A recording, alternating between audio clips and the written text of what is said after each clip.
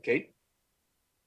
So now, let's say that's the first example. But I liked what I built. And I wanted to embellish this. I want to transform this into some sort of machine I can reuse later. So then, one thing you can do is, if you see here, there's a circle.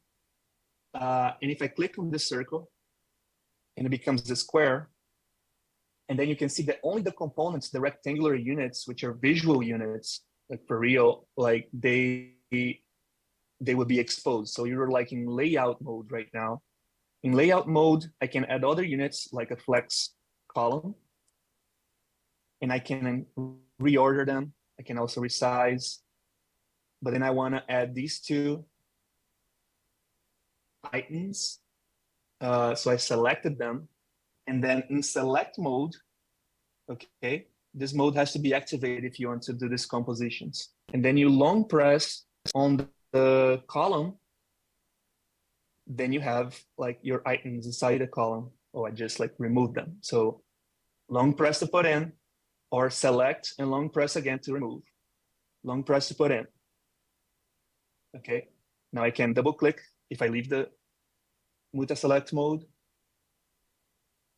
and then I can interact with it. So it's like they're, so pressing L, I change between the layout mode and the graph mode. The graph mode is where you do the logic, and the layout mode is how you just like lay out things on the screen. And now that I have finished my the machine I want to build, I can just say select everything, and then I can press here on the multi-select mode, and I will compose everything by pressing, long pressing on the background. Bang. So I just created a new unit called untitled, and it behaves the way I just like programmed it. I can come here and rename it.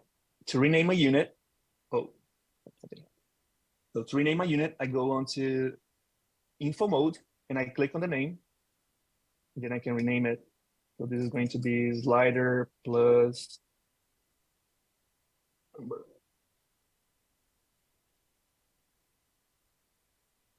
And now